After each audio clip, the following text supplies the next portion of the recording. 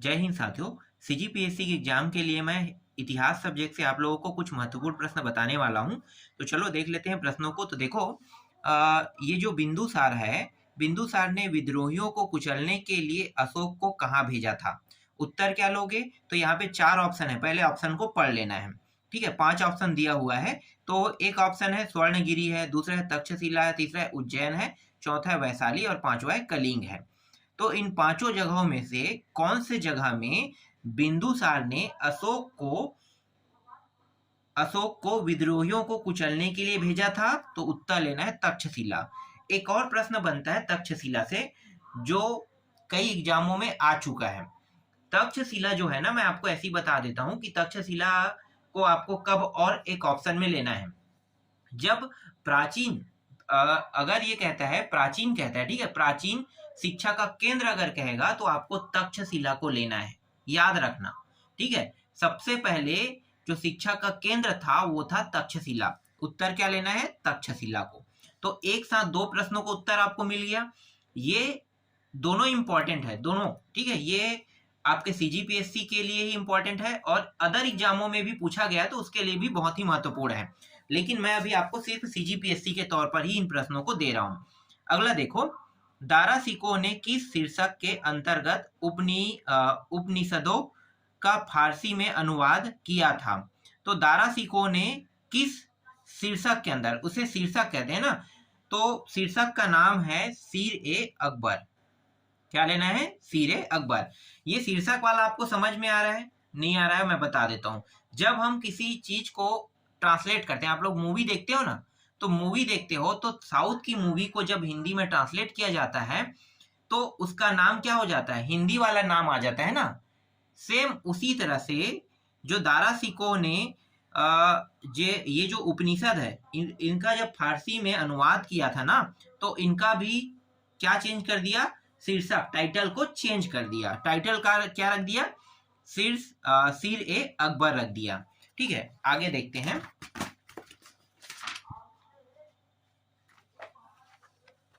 इसके बाद देखो, यहां पे है पंचकुल के सदस्य होते हैं। तो पंचकुल के सदस्य को क्या कहते हैं? तो एक है पूर्व प्रधान है, महत्तर है, ग्रामकूट है, ये सभी और इनमें से कोई नहीं।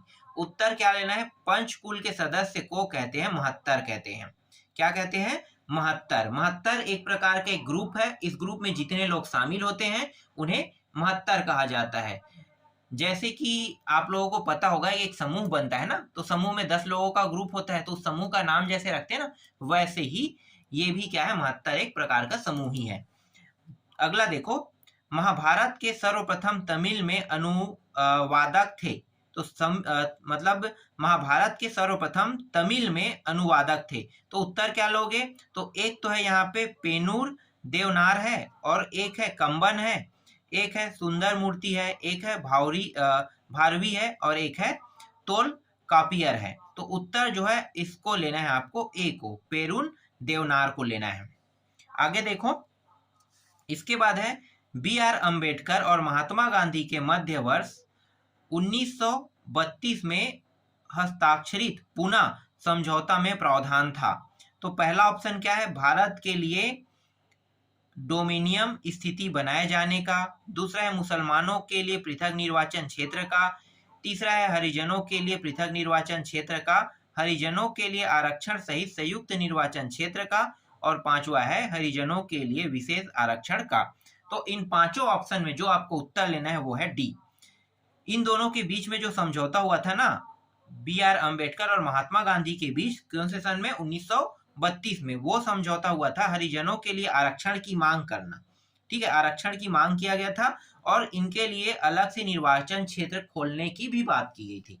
ठीक है, तो ये आरक्षण की मांग और संयुक्त निर्वाचन क्षेत्र, अलग से नहीं कह सकते, संयुक्त कह सकते हैं। ठीक है, इन्हें देना तो है निर्वाचन क्षेत्र, लेकिन ये एक साथ टीम में शामिल रहेगा, इस प्रकार से ये लोग मांग किए थे। चलो आगे देखते हैं। इसके बाद देखो ये वाला, किस युद्ध में जीतने के उपरांत बाबर ने खजाने का मुंह अमीरों, सगे संबंधियों आदि के लिए खोल दिया और इस उदारता के लिए उसे कलंदर की उपाधि दी गई। अब बाबर जो है ना, पानीपत का युद्ध हुआ था, आप लोगों को पता होगा, ठीक है। पानीपत के युद्ध हुआ था, कब हुआ था? 1900 बोल रहा हूँ, 1526। तो ये जो 1526 है ना, क्योंकि बाबर ने जो युद्ध लड़ा था वो पानीपत का युद्ध लड़ा था।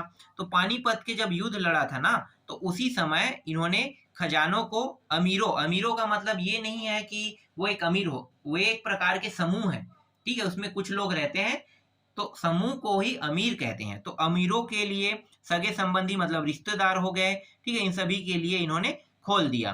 तब इन्हें कौन सी उपाधि मिली? कलंदर की उपाधि मिली। और किस युद्ध में? तो किस युद्ध को जीतने के बाद कह सकते हो? तो पानीपत का प्रथम युद्ध 1526 में इन्होंने जीता, और इसी युद्ध में उन्होंने खजाने का मुंह खोल दिया। अगला है, नानू आसन किसे कहा जाता है? उत्तर क्या लेना है? नानू आसन किसे कहा जाता है? तो इसका उत्तर जो है वो है श्री नारायण गुरु।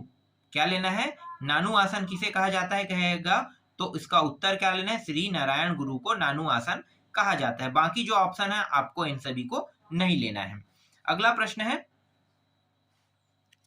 सुमेलित कीजिए। देख लेते हैं सुमेलित कीजिए को। तो देखो, सुमेलित कीजिए में यहाँ पहले से सुमेलित कर दिया गया है। तो विशाख दत्त जो है वो क्या है? नाटक के क्षेत्र से संबंधित है। वरामिहिर जो है वो गणितज्ञ के क्षेत्र से संबंधित है, गणित के क्षेत्र से। चरक जो है वो चिकित्सा के क्षेत्र से संबंधित है। और ब्रह्मगुप्त जो है, एक सेकंड कुछ गलत हुआ है क्या?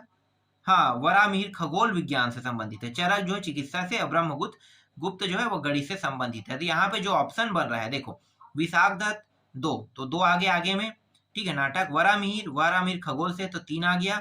चरक जो है चिकित्सा से, चिकित्सा 1 आ गया। और ब्रह्मगुप्त गणित से, तो 4 आ गया। तो ये वाले ऑप्शन को आपको लेना है।